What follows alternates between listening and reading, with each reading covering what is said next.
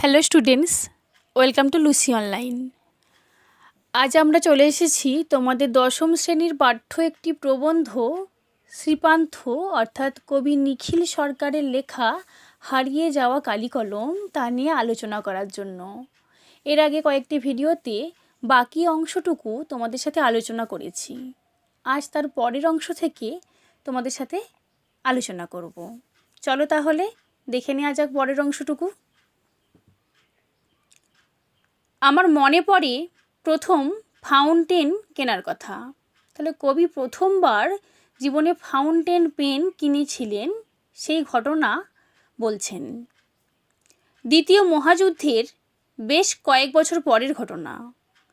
কলকাতার কলেজ স্ট্রিটের একটা নামি দোকানে গিয়েছি একটা ফাউন্টেন পেন কিনবো বলে।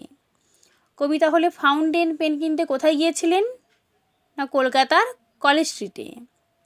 নামি মানে একটা নাম করা দোকানে। দোকানি জানতে চান কি কলম।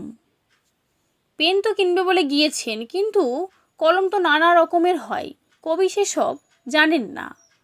তাই তিনি ভ্যাবাচ্যাকা খেয়ে গেলেন। যে বাস ভ্যাবাচ্যাকা খেয়ে গেলাম, ভ্যাবাচ্যাকা মানে অবাক হয়ে গেলেন যে জানি না কি বলবো। তিনি আউড়ে চলেছেন। কে আউড়ে চলেছেন? ওই দোকানি, পেন দোকানি। কি বলছেন শোনো। Parker, Sheaffer, Waterman, Swan, Pilot, কোনটার কি দাম সঙ্গে সঙ্গে তাও তিনি মুখস্থ বলতে লাগলেন। তাহলে পেনের নাম বলছে একটা করে আর তার দামও বলছেন। আমার মুখের দিকে তাকিয়ে বুঝতে পারলেন আমার পকেটের অবস্থা। তাহলে মুখের দিকে তাকিয়েই দোকানি এটা বুঝে নিতে পারলো যে খুব বেশি টাকা পয়সা সাথে নেই। তবে হ্যাঁ, সস্তার একটা পাইলট নিয়ে যাও। তাহলে পাইলট এক ধরনের পেন, সেটি অন্যগুলির তুলনায় দামে একটু সস্তা। জাপানি কলম। তাহলে পাইলট কোথাকার কলম? জাপানি কলম, কিন্তু দারুণ। বলেই মুখ থেকে খাপটা সরিয়ে, পেনের খাপটা মুখ থেকে সরিয়ে ধাঁ করে কলমটা ছুঁড়ে দিলেন টেবিলের একপাশে দাঁড় করানো একটা কাঠের বোর্ডের ওপর। কীরকমভাবে ছুঁড়ল দেখো। সার্কাসে খেলোয়াড় যেমন একজন জ্যান্ত মানুষকে বোর্ডের গায়ে দাঁড় করিয়ে ধারালো ছুরি ছুঁড়িয়ে দেয় তার দিকে, ভঙ্গিমাটি ঠিক সেই রকম। তাহলে সার্কাসের খেলা তোমরা অনেকে দেখেছো। দেখা যায় একটা বোর্ডের ওপর হাত বাঁধা একটি লোক দাঁড়িয়ে আছে আর অপর প্রান্ত থেকে একজন ছুরি ছুঁড়ছে তার দিকে। ঠিক সেই ভঙ্গিতেই বোর্ডের দিকে ওই কলমের পেনটি খাপটি ছাড়িয়ে নিয়ে পেনটি ছুঁড়ে দিল। তারপর দেখো, সার্কাসের খেলায় লোকটি শেষ পর্যন্ত অক্ষত থাকে। তাহলে ওই যে খেলাটা হয়, ছুরি ছুঁড়ে দেয়, মানুষটি কিন্তু মারা যায় না। আমাকে অবাক করে তিনি কলমটি বোর্ড থেকে খুলে নিয়ে দেখালেন, এই দেখো নিব ঠিক আছে। তাহলে যেভাবে সেই ব্যক্তিটি অক্ষত থাকে, এই নিবটিও এখানে সেভাবে অক্ষত আছে। তাহলে সার্কাসের ভঙ্গিতে সেই পাইলট পেনটি দোকানদার পরীক্ষা করে দিলেন তা কতটা মজবুত আর নিব কতটা শক্তপোক্ত। তারপর দেখো, 2-1 ছত্র লিখে দেখিয়ে দিলেন। তারপর লিখেও দেখিয়ে দিলেন 2-1 লাইন। ছত্র মানে লাইন। আমি সেদিন সেই জাদু পাইলট নিয়েই ঘরে ফিরেছিলাম। তাহলে কবি সেদিন ফাউন্টেন পেন কিনতে গিয়েছিলেন, কিন্তু সেই পাইলট পেন নিয়েই ফিরেছিলেন। জাদু বলা হয়েছে তার গুণাগুণের জন্য। এত সুন্দর লেখা যায়, সস্তা এবং মজবুত, তাই তাকে জাদু বলেছে। পরে নামি দামি আরও নানা নামের নানা জাতের ফাউন্টেন পেন হাতে এসেছে, কিন্তু অনেক দিন পর্যন্ত বাঁচিয়ে রেখেছিলেন সেই জাপানি পাইলটকে। সেই পেনটি তার এতই ভালো লেগে গেছে কবির, আর এত সুন্দর, অনেক দিন পর্যন্ত বাঁচিয়ে রেখেছিল, মানে কালিটা কম ব্যবহার করত। ফাউন্টেন পেনের এক বিপদ, তা লেখককে নেশাগ্রস্ত করে। তাহলে ফাউন্টেন পেনের বিপদটি কি? না, লেখককে নেশাগ্রস্ত করে দেয়, অর্থাৎ খুব ভালো লেখা যায় তাতে লিখতে বসলে লেখা ছেড়ে উঠতেই মন চায় না। অবশ্য যদি পয়সাওয়ালা লেখক হন। বিখ্যাত লেখক শৈলজানন্দ আমাকে একবার দেখিয়েছিলেন তার ফাউন্টেন সংগ্রহ। শৈলজানন্দ ছিলেন একজন বিখ্যাত ঔপন্যাসিক ও চিত্র পরিচালক। তিনি তার সংগ্রহে ফাউন্টেন পেন রেখেছিলেন। নানা ধরনের নানা রকমের ফাউন্টেন পেন তার সংগ্রহে ছিল। ডজন দুয়েক তো হবেই। 1 ডজন মানে 12টি, ডজন দুয়েক মানে প্রায় 24টার কাছাকাছি তিনি ফাউন্টেন পেন জমিয়েছিলেন। শুধুই ফাউন্টেন পেন ছিল না, আর কি কি ছিল দেখো। পার্কারই ছিল বেশ কয়েক রকম, তাহলে পার্কার পেনও কয়েক রকমের ছিল। শৈলজানন্দ বলেছিলেন, এই নেশা পেয়েছি আমি শরৎদার কাছ থেকে। হ্যাঁ, শরৎচন্দ্র চট্টোপাধ্যায়, তারও ছিল ফাউন্টেন পেনের নেশা। তাহলে প্রথমে ফাউন্টেন পেনের নেশা কার ছিল?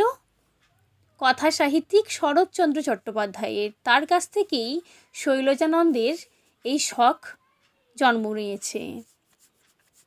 তারপর দেখো, আদিতে ফাউন্টেন পেনের নাম ছিল রিজার্ভার পেন। আদিতে মানে ফাউন্টেন পেন যখন শুরু হচ্ছে সেই সময়ই তার নাম ছিল রিজার্ভার পেন। ওয়াটারম্যান, যিনি ফাউন্টেন পেনের স্রষ্টা, তাকেই অনেক উন্নত করে তৈরি করেছিলেন ফাউন্টেন পেন। তাহলে রিজার্ভার পেন প্রথমে বানানো হয়েছিল, তাকে আরও একটু উন্নত করে তার নাম দেওয়া হলো ফাউন্টেন পেন। আমাদের ঝর্ণা কলম, তাহলে ফাউন্টেন পেনের বাংলা কি? ঝর্ণা কলম। গাঁয়ের ছেলে আমি, অবশ্য ফাউন্টেন পেন হাতে তুলে নিয়েছি অনেক পরে। আমি ছিলাম কালি কলমের ভক্ত, অর্থাৎ কবি কালি কলম দিয়ে লিখতে ভালোবাসতেন, অর্থাৎ দোয়াত আর নিবের কলমের। বাঁশের বা কঞ্চির কলমকে ছুটি দিই শহরে হাই স্কুলে ভর্তির পর। তাহলে কবিতার ছেলেবেলার কাহিনী আমাদের বলেছেন যে বাঁশের কঞ্চি কেটে কালি বানিয়ে কলাপাতায় লিখতেন।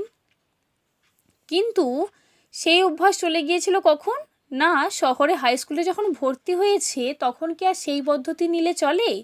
তাই কঞ্চির কলমকে ছুটি দিতেই হলো। কালি বানানোও বন্ধ তখন। কাচের দোয়াতে আমরা কালি বানাতাম কালি ট্যাবলেট বা বড়িগড়ি দিয়ে। তাহলে শহরে তো ওইসব সরঞ্জাম নেই, তাই কালি ট্যাবলেট কিনতে পাওয়া যেত, নিয়ে এসে দোয়াতে গুলিয়ে নিলেই কালি। লাল নীল দুরকম বড়িই পাওয়া যেত। অবশ্য তৈরি কালিও পাওয়া যেত দোয়াতে এবং বোতলে। তাহলে ট্যাবলেট দুরকম কালার পাওয়া যেত, একটা নীল কালি করা যাবে, একটা লাল কালি করা যাবে। এছাড়াও কালি পুরো রেডি করাই আছে, এরকমও পাওয়া যেত। তাদের সব বাহারি নাম, কাজল কালি, সুলেখা ইত্যাদি। তাহলে কালিগুলোর নাম, ব্র্যান্ডের নাম। বিদেশি কালিও পাওয়া যেত, তবে তা প্রধানত ফাউন্টেন পেনের জন্য। নিব এবং হ্যান্ডেলও ছিল রকমারি। তাহলে পেনের নিবটা এবং পুরো যে পেনের বডি, সেই হ্যান্ডেলটাও ছিল নানা রকমের ডিজাইনের। সুচালো মুখের নিবের মতো ছিল চওড়া মুখের নিব। যার যেমনটি চাই, কেউ চওড়া পছন্দ করে, কেউ সরু পছন্দ করে, সব রকমই পাওয়া যেত। হ্যাঁ, বিদেশে উন্নত ধরনের নিবও বের হয়েছিল এক সময়। সেসব গরুর শিং নয়তো কচ্ছপের খোল কেটে হতো। তাহলে বিদেশে উন্নত নিবগুলি কী দিয়ে বানানো হতো? গরুর শিং থেকে আর কচ্ছপের যে পিঠের খোল তা থেকে। খুবই টেকসই। তাহলে এই যে নিবগুলি খুব মজবুত হয়। পালকের কলম তাড়াতাড়ি ভোঁতা হয়ে যায়, তাই এই ব্যবস্থা। কখনো বা শিংয়ের নিবের মুখে বসানো হতো হিরে। তাহলে পেনটিকে মূল্যবান করার জন্য নিবের মুখে কি বসানো হতো? হিরে বসানো হতো। ফাউন্টেন পেনের প্ল্যাটিনাম, সোনা এসব দিয়ে মুড়ে তাকে আরও দামি, আরও পোক্ত করা হতো। তাহলে ফাউন্টেন পেন এমনিই দামি, তাতে সোনা, প্লাটিনাম, মূল্যবান রত্ন বসিয়ে আরও মজবুত, আরও সুন্দর করা হতো। এসব করে রকমারি চেহারা সস্তা দামি ফাউন্টেন পেন বাজারে ছেয়ে ক্রমশ হঠিয়ে দেওয়া হলো দোয়াতার কলমকে। তাহলে বাজারে এত রকমের পেন চলে এসেছে, নানা রকম ডিজাইনের, নানা ধরনের, যার যেমন চাই, তখন আর কেউ দোয়াত কলম ব্যবহার করবে? তাই দোয়াত কলমকে বাজার থেকে এক প্রকার হটিয়েই দেওয়া হলো, সরিয়েই দেওয়া হলো। আমরা যখন কলেজে পড়ছি তখন বলতে গেলে সব পড়ুয়ার পকেটেই ফাউন্টেন পেন। তাই কেউই তখন আর দোয়াত কলম নিয়ে আসে না, ফাউন্টেন পেন নিয়ে আসে। কঞ্চির কলম, খাগের কলম, পালকের কলম সব উধাও। তাহলে সেই সব কিছুই আর নেই।